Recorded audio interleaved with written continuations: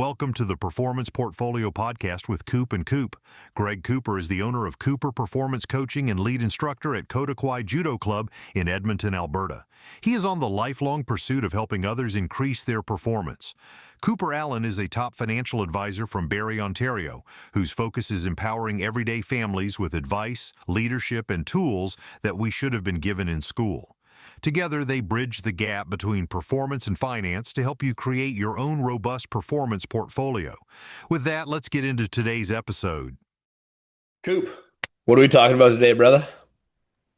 Greg, we just passed Quitter's Day, and I didn't even realize that that was a thing, but maybe I don't know if that means that I'm not a quitter or if that just means I'm not into the fitness space as much as I should be. So, yeah, I just want to pick your brain on that today. But before we dive deeper into the topic, is that something obviously you're familiar with it, but is it a topic of conversation every year in your community, or are you guys well past that at this point? I'm sure people talk about it. I necessarily don't. Like we talked about the last episode, and anybody who knows me knows I'm not a New Year's resolution guy. Uh, Goals are like a finish line, especially if they're created correctly. I use the marathon analogy, right? Marathon distance is a marathon distance. The finish line is there. Your goals are the same way. So if you set them on January 1st or you set them on July 15th, it doesn't matter. You just do what needs to get done to get there. So honestly, I kind of forgot about Quitter's Day because I don't talk about it to my clients. Uh, Honestly, and none of my judo athletes even brought it up because they're just rock solid set on their goals. They got podiums they want to hit. They got judo tournaments they want to win. They don't care about a resolution. Like their resolution isn't gonna change how they attack each day and each session. So that being said, for people that do go down the New Year's resolution route, and I get it, especially if they are in a stage in their life where they need that big change, and if that's gonna do it for them, perfect. I hope everybody who did a New Year's resolution, whether it was fitness based, whether it was professional, personal, whatever it was, we're past the second Friday of February or of January, sorry. I hope you're still going strong. Truthfully, I do. When people make goals, I just want to see them achieve it. So, yeah, that's my opening thoughts there. On that note, for those listening who aren't familiar with the concept of Quitter's Day, it's for those who set New Year's resolutions after by the second January, second Friday of January. Typically, it's said that those resolutions have gone out the window. But correct me if I'm wrong, Greg. That whole concept uh, is now being applied towards resolutions as a whole, but originally came from the fitness world, right? Of people not being in the gym after the second Friday. Yeah, for sure. It's like memes galore in the fitness world where it's like, oh, guys, everybody come to the gym today. They're all gonna be gone. They being New Year's resolutioners. But one Olympic lifting coach I follow, he made a post to go against that. And I think collectively, the real fitness group, the real gym goers, the real coaches are not negative, right? You see those crazy blow up videos where some dude that has superficial muscle is just being a total dink in the gym. I think largely that doesn't exist. Obviously, it's out there, but he made a post. He's like, if you see the guy that is clearly a first time gym goer or gal, or you see the person that is severely overweight getting there, don't be the person that makes them leave because they might never come back. Be the person that comes up to them and goes, man, awesome. What are you working out today? Don't even ask them like, oh, what are you? No, just be like, what are you working out today? I saw you on the bench there. You want to work out together? You don't have to do a workout together, but give them some positive vibes. And that interaction may be the reason they never leave, and it may be the reason they achieve their goals. And that goes to go with anything, but it's very prevalent in the fitness world, especially with influencers today. You have all these people that look amazing, that have great knowledge. Those people more often than not, are the nicest people in the gym. And in the right gym, they'll come to you because it is intimidating. Even as like a person who knows enough and like can do their own workout and not hurt themselves, you see that person with, 3 plates and they're squatting 300 or 400 pounds. You're like, oh, I can't even squat today. And yeah, right. But if you go and ask that guy, like, man, how'd you get there? Like, oh, here's my program. Actually, I'm a personal trainer. Here, I'll give you some tips for free. And they almost always will. I love that. That was actually going to be my next question is, hey, before we get into the topic of quitting, how do we address maybe the first couple of weeks of the year to make people who maybe historically haven't set a ton of goals before feel comfortable and confident in that environment? And on that note, you gave a couple of pieces of advice on how maybe athletes can talk to non-athletes, if you will, or gym goers to non-gym goers. I've always said throughout my life, I've hung around a lot of athletes. I've been an athlete. I've been a washed up athlete, and then just flat out not an athlete. Uh, but we were called the varsity athletes of our university who call us NERPs, non-athletic regular people. And it's I'd always say, I'm like, man, the only thing that's more awkward than athletes trying to integrate with NERPs or communicate with NERPs is NERPs trying to integrate and communicate with athletes. So you just gave a couple suggestions for the gym goers to say, hey, here's what you could do for people who maybe look a little bit out of place. Uh, I'd be curious if you have anything else where you could double down on that. Say, hey, here's how to create a welcoming, safe, comfortable environment for people who maybe aren't as ripped and in shape as you are. But then the flip side is maybe a point or two for people who are going to the gym for the first time or they haven't been there in a while and they don't look like Arnold Schwarzenegger.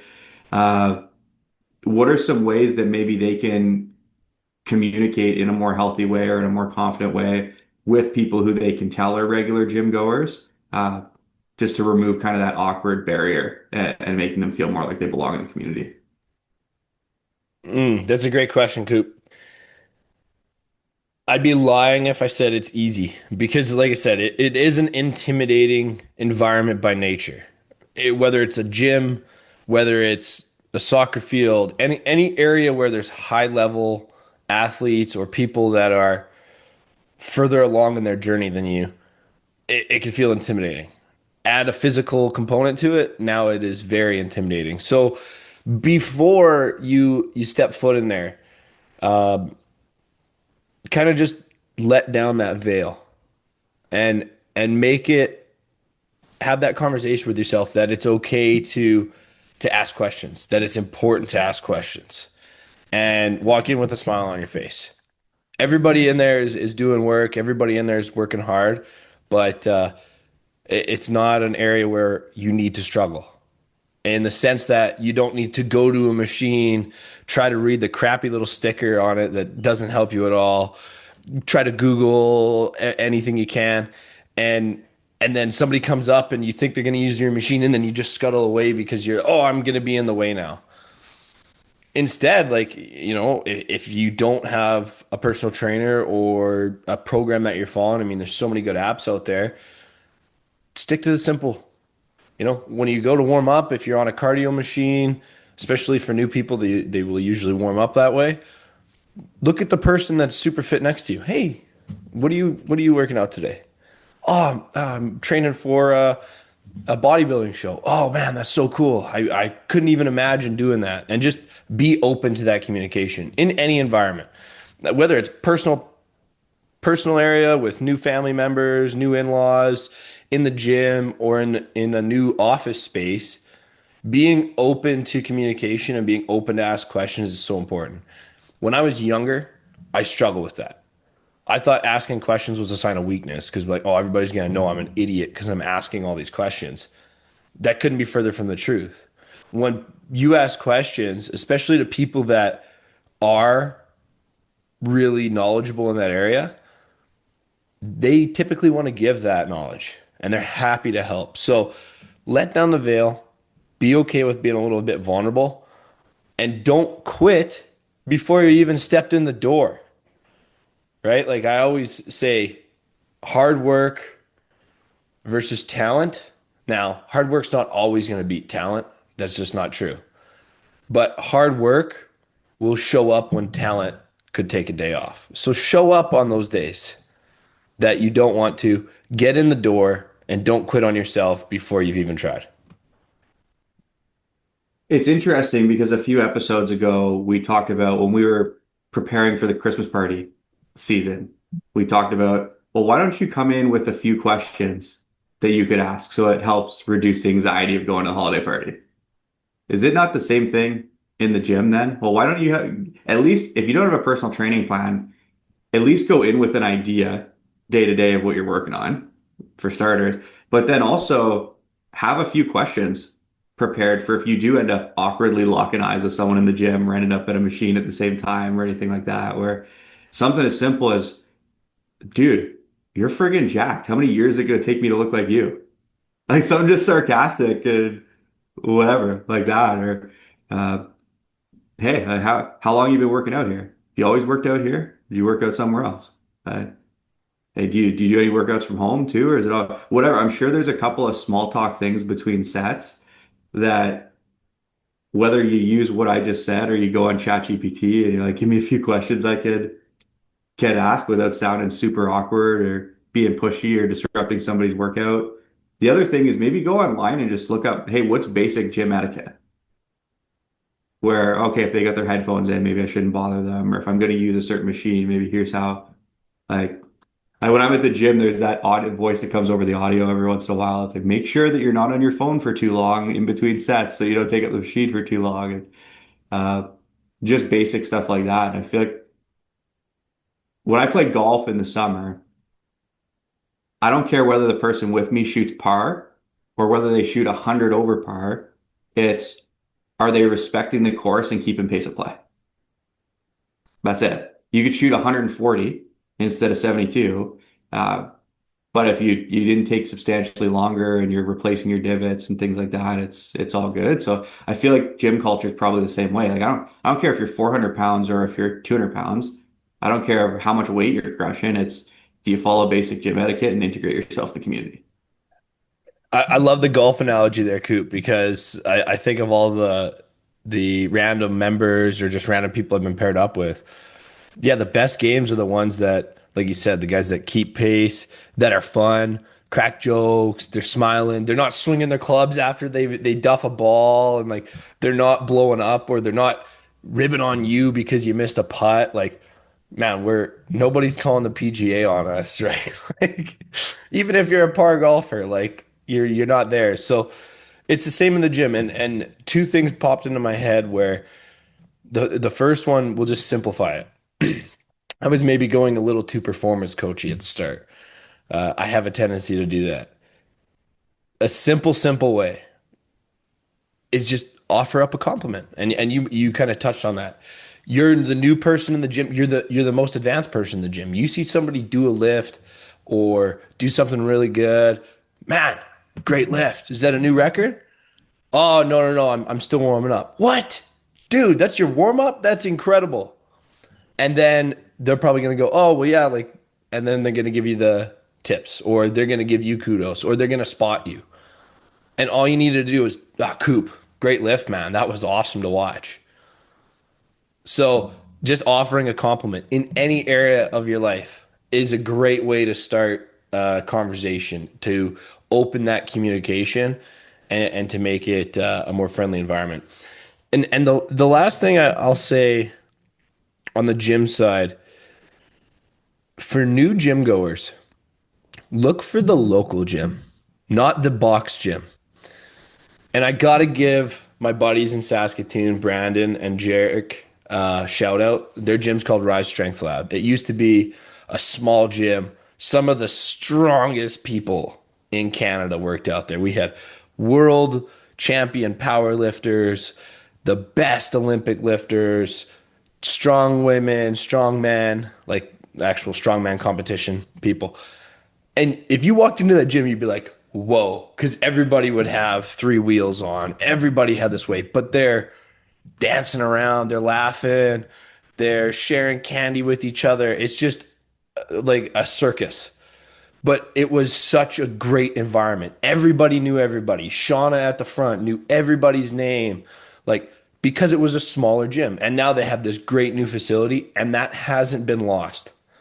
Where in a big corporate gym, they're not bad, but they lack that culture that a true community driven place goes. So if you're looking to find a new gym, find the gym that's like a one off, or maybe they have one or two locations, because I guarantee the culture in there will be more of a community and a brotherhood than it will be just, hey, we're here to get strong and just shut up and do your lift.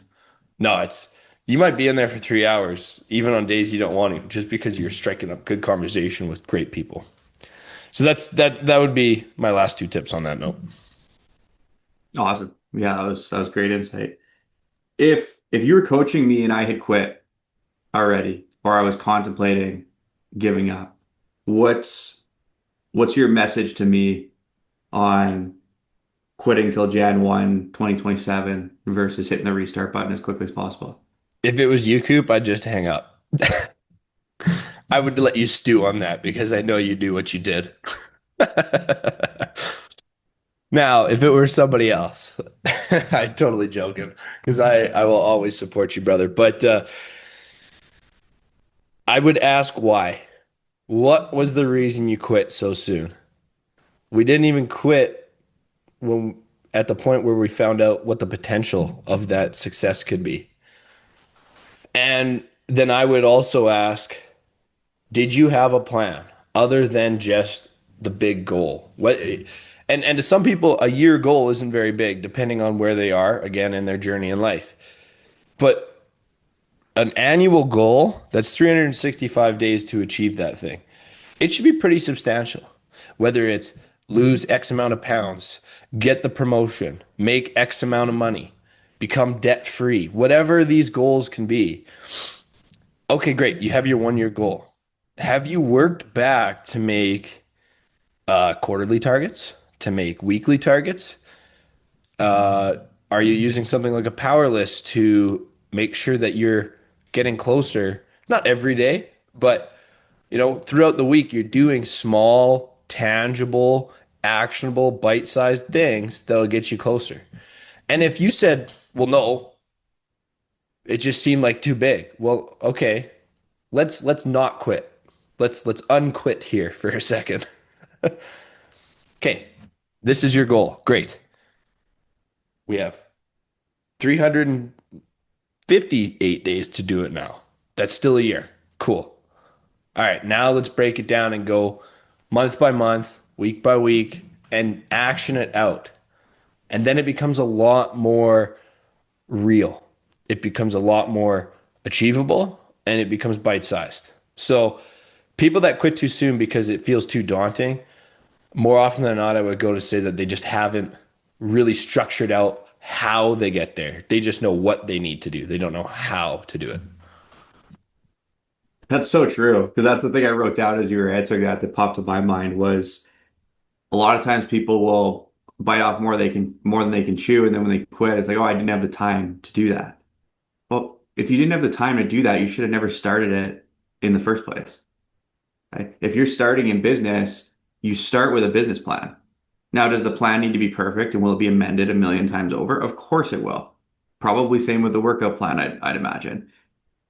But if you're gonna say, hey, I'm gonna do 75 hard, or I'm gonna start going to the gym 3 times a week, or whatever the number it is, you got to break down, okay, I've got 168 hours in a week. This is how much I got to be at my job for, and this is how long I need to sleep for. Okay, outside of those hours, how much is this going to pull me away from family or other priorities? Or what time do I need to make sure that I wake up to make this happen? What time do I need to make sure I get to bed by to make this happen? What are maybe some things I'm going to need to cut out and can't do? And uh, yeah, they're just that I don't have the time, or I don't have the inspiration. Well, you don't need inspiration to do things. I didn't want to go to the gym this morning. I need inspiration to get up and go. I needed a plan that told me at that time that's where I was supposed to be.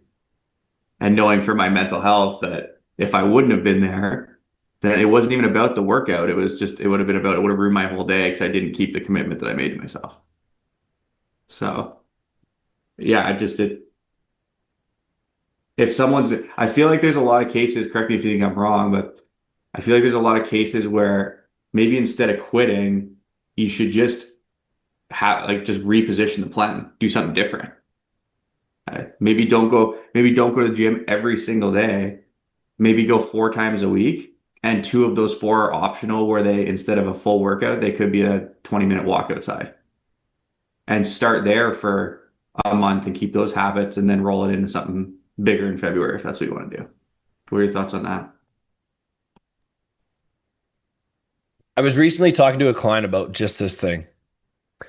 Uh, I'm going to share a personal story here. I'm a big fan of journaling. I have my power list. I have multiple different journal strategies I have. In one of my journals, there's always my 10-year, 5-year, 3-year, 1-year goal sheet. And it has my purpose, it has my standards, it has a number of different things that is a mobile vision board, if you will. There was a time where I had written down all those goals and it was a brand new notebook. Now, I was in a stage of life that it was a big season of change for me. Mentally, I probably wasn't in the greatest state. And that's the only thing that ever got put in that notebook. Wasteful? Sure. But I have a stack of my notebooks. And now those goals are in there because I didn't want to have to look at them ever again because they were the wrong goals for me in the future. At the moment, they felt right, but they weren't actually beneficial to me in the state that if I compare to the ones I have rewritten now. Why do I share this story?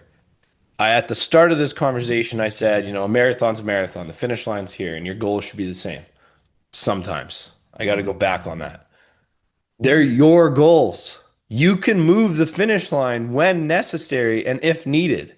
So if life happens, the chaos of life happens. If involuntary challenges are forced on you, family things, health things, you lost your job, some crazy thing happens that shuts down the whole world, which isn't out of the question. It's happened before. And now your goals have slowed or maybe completely stopped. Move the damn finish line. And I'll connect it to sports. Canadian sports is the worst for this. Every kid that is highly competitive has a goal. Usually by the end of high school, they want to be at a university team or a professional team in their given sport. But when they are at 15 years old and they are not Connor McDavid yet, they are told by many coaches saying, you're not good enough, you're not going to make it, you should change what you're doing. And then their parents go, you should just get a real job. 15, we don't even know what our physical potential is yet. Most males don't hit it until they're 25, 30. If it's in the endurance sport world, 30 to 40. What are we doing? Right? Like, don't give up on yourself before you've even entered the game. So move the finish line when necessary. And if you have teammates, help them move the finish line. You're there to help them win. So on that, Coop, when you see people in your team or around you that you could kind of see that they're ready to quit, they're ready to throw in the towel on some goals that they put forward, how do you address that and how do you help them move out of that negative quitter mindset? There's two thoughts that came to mind that it applies to the 15-year-old in sport, but I think it just applies to life in general. Is the reality is sport up until 15, 16, maybe even 18, 19 should basically be about it should be about skill development and it should be about fun. There's only two things it should be about. But then as I wrote that down as you're saying that, I'm like, isn't that what everything should be about? Business, working out, going to the gym. Like going to the gym, is it not about skill development and fun? Don't make it about the pounds. Don't make it about needing to be the guy or the girl. Like you don't need to be the most ripped person in the gym. You don't need to worry about what other people are thinking about you. You can say, okay, I'm going to focus on skill development. I'm going to focus on fun. That's it. And to answer your question directly, Greg, about business is the amount of times I've said to my agents, you got to stop playing the financial game. You got to start playing the life game. Like this isn't about getting to the next contract level in our business or the next cash flow milestone or number of clients helped. It's what does that mean in the context of your life? And if you're a well-intended person where part of your ideal self is I want to make a difference for other people, and that's what you're striving towards, then it's okay to be selfish towards your goals. If you have selfless goals, being selfish about your goals is a good thing. And I think that's the biggest thing for people is needing to figure out who's the man or woman that they actually want to become in the future. And how do you make your habits, whether it's in business or in fitness, that are congruent with who that person is? It's not about did you make the sale this week or did you not, or did you call enough people or did you not? It's what did your plan tell you that you needed to do? Not in accordance with what makes me happy as the senior partner. It's in accordance with why are you here in the first place and what are you working towards as a person. And I think same thing as a 12-year-old playing a game. Focus on skill development, focus on fun. And also, yes, build your financial plan to make sure that you're able to focus on skill development and focus on fun because money is kind of like oxygen, where it's hard to breathe with a lack of it. So do the bare minimum in your life to make sure that you have enough money to get by, so that the rest of your life can be focused on skill development and fun, is what I would say, Greg. I love that. The fun piece is critical. I remind my athletes of that all the time. My clients, I remind my friends of that. If we're not laughing, if we're not having fun, what's the point? Yes, there's times we have to be serious and put on our business face, but laugh, have fun. Nobody gets out of this game alive. And that's where I don't hate quitters. I just like have like such a disappointment when I see somebody quit. Not in them, just like why did they have to quit? If that task or the goal that they had in front of them was something achievable. Now, off call, we talked about, what's worse than a quitter. And that's somebody who is just beating the dead horse. Like, there is no financial opportunity anymore. There is no real tangible benefit or growth opportunity for you anymore. And you're just dragging along and you've wasted every dollar and every ounce of your life and your mental state and your friends and your family, and you've sacrificed everything good and you're still going. The maybe silly analogy I used was you just lost the Super Bowl and you're still on the field trying to run plays. The game's It's over. interesting. So on that point too, Greg, you said it off camera, and I've been thinking about it ever since. Is you don't have to quit in that moment. You just have to reposition, Exactly. right? If you gave up, yeah, maybe you were in a financial company and then you started doing t-shirts, or you were in real estate and you started doing performance coaching, or that's not quitting, that's repositioning. Because it's not about the industry that you're in. It goes back to what are your core values, and who are you chasing? Who's the first future version of you that you're chasing? And getting to the gym and running a business and all of these other external things that we think are the most important aren't the most important. They're just vehicles and tools to get you to the ultimate version of yourself. So yeah, there's probably some things that you need to give up on, but it's not, hey, this is over, so life is over. And we could have a whole episode from a mental health point of view on how many people probably, I don't want to give up on this relationship or this business or this venture or this sport because if I give up on that, I have nothing left. So I might as well just give up. And I think we should probably do a full episode on just how to correct that mindset and tools to work through that and things of that nature. Because I think that's one of the biggest plagues to society is people stay stuck in areas for far too long because they think it's the only thing that they have. I love that you said repositioning because I'm a firm believer in having a plan A and a plan A only. I shared the story of the goals that I left in that notebook that I left blank. The goals changed, but my true end goal, my purpose has stayed the same. The vehicle's just shifted. The people around me have just shifted. The place I'm living has just shifted. Just things have changed in that journey, but the end goal is still the same. The 1, 3, 5, 10 year goal markers, those have changed. Reposition, not quit and restart. Would you say, Greg, that that's not a goal then? That's just an identity that you're trying to step into? I use the word purpose, right? But Yeah. yeah, you could say identity. That, it'd be a synonym in that case. Is that I hate that word. I probably said it wrong. Yeah, so I think that's a good place to wrap. Is I would challenge anybody who maybe set a goal, whether you're still going on it, or whether you've stopped and you were a victim to Quitter's Day or Quitter's Week or anything like that, is reflect on, in addition to my goal, did I have an identity that I was chasing or a purpose that I was chasing? Mhm. And your purpose doesn't have to be to change the world and solve hunger and cure cancer and all that. It could just be, here's the version of myself that I would like to chase. Here's how I would like to look. Here's how I would like to think. Here's the freedom I would like to have financially, physically, and figure out what that person looks like and then start to reverse engineer plans around that. And then that's where goals come into play. Because otherwise, goals are just vanity goals. Well, I want to lose 20 pounds. Yeah, but why? What does that have to do with you 40 years from now? What does that have to do with the example that you're setting for your kids or your grandkids if that's something that's important to you? So I think we, as a society, talk a lot about goals and leave out the most important conversation about identity, purpose, call it whatever you want to call it.